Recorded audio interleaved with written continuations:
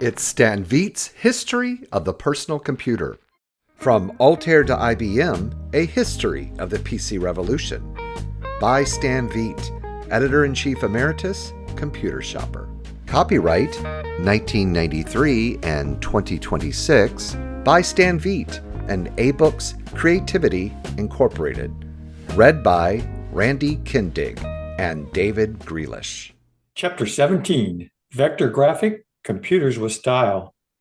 One day in 1976, soon after I opened the Computer Mart of New York, I received a surprising phone call from a lady in California. She wanted to sell me 8K memory boards, and I listened because a woman selling computer equipment was indeed a novelty. After speaking with her, I found out that her name was Lore Harp and that she was president of the company that made the boards. She was quite persuasive, claiming that her products were superior to the Seals boards I was buying, and they cost less. The boards were supposed to be made with fast static RAM with no wait state.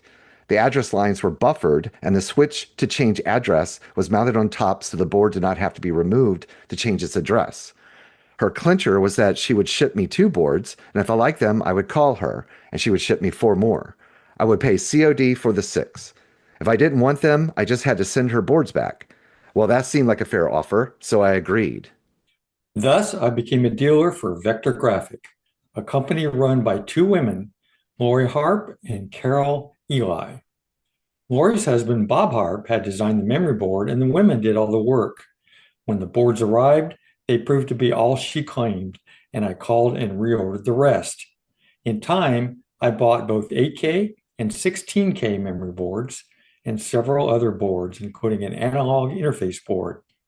They kept adding boards to their line until one day Lore called me to announce that she was producing a full computer, the Vector 1. This was an 8080A CPU-powered machine with a very attractive case. In fact, this was the first computer to come in a choice of colors. I ordered one to see what it looked like. After my attractive computer arrived, Lore called me and told me that she and Bob were coming to New York City with their new computer and several new boards, including a video board. I made her the same offer I had made OSI. I would engage a meeting room in a major New York hotel and invite the local club members and other computer users if they would put on a demonstration of their machine. The Harps happily agreed, and we set a date. I rented a meeting room at the Hilton and sent out invitations. A few days before the meeting, I had a call from Lore asking if I could get a large video monitor so they would not have to haul one from the West Coast. I called a friend who had a large studio TV monitor and asked if I could borrow it. He agreed, but asked me to take good care of it since it was quite expensive. The Harps arrived the day of the meeting with their computer and a keyboard. When they connected it up to the monitor, all it produced was raster traces, no picture. Apparently, it was not the matching frequency of the video board, and no amount of adjustment could make it work. We had drawn a rather large crowd, and by the time one of my people arrived from the store with a video terminal, they were unhappy. While we could show that the computer worked with a video terminal, there was nothing unusual about that. The demo turned out to be a disaster. That evening, in order to forget our problems, my wife and I took the Harps out to dinner. We dined at the Top of the Sixes, a nice restaurant on top of the Gulf and Western building in Columbus Circle. Just as we had a second round of drinks and were able to laugh at the day's events, there was a loud bang. "My God, it's an earthquake," Lore said. "We don't have earthquakes in New York City," I answered her. "I am from California. Don't tell me what an earthquake sounds like. That was an earthquake." And there's a rather large picture, takes up most of the page, from Inc. magazine, and it says, "For a while, as shown by this March 1981 cover of Inc., short for Incorporated, Lore Harp and Vector Graphic were riding high." Just then, New York City police and firemen poured into the room and announced that we had to leave immediately. The Puerto Rican nationalists had just blown the glass front of the entire building. Damn, I had just paid the check.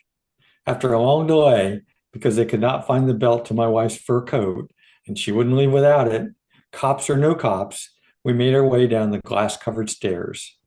The Harps returned to San Francisco, convinced that New York was a jinx for them. However, we continue to do business with them. They next produced the Vector 1 Plus computer, which included a built-in floppy disk, and the Memorite word processor, which included a Diablo printer, 12-inch monitor, and word processing software.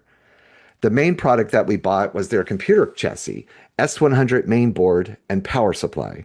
I used them to configure a small Alpha Micro system, and on my recommendation, several other Alpha Micro dealers did the same.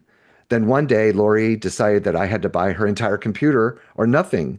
I did not blame her, but I had no room for another Z80 computer in my store. The Vector graphic line continued to expand and provide complete small business packages using the 6 megahertz Z80B CPU. The MZ System B, which came out in 1980, was quite successful, and it was followed in 1982 by the Model 2600, which used two 630K floppy disks, and the Model 3005, which also boasted a 10 megabyte hard disk. The company did better than the Harp family, which split. Lore remained as president after divorce from Bob Harp, who left to form his own company, Core Data. Although Lore tried to retire from active management at the company, she was forced to return and take active control as the business declined in the face of competition from the IBM PC. Eventually, Vector Graphic went out of business, as did other companies who exclusively build 8-bit computers. Well, I don't have a lot to say about the Vector graphics because I really don't know much about them, and it's not anything that I've covered on floppy days. Oh, So, yeah. Well, and that's, oh, yeah, because I say you have a lot of podcasts about the Sinclair coming up next. yeah, But yeah. so yeah, I don't know a lot about it either. I'm pretty sure I've seen one once or twice at a show, and I've seen Have you? pictures of them and heard of them, and the story resonates a little bit. I remember it now somewhat, but yeah.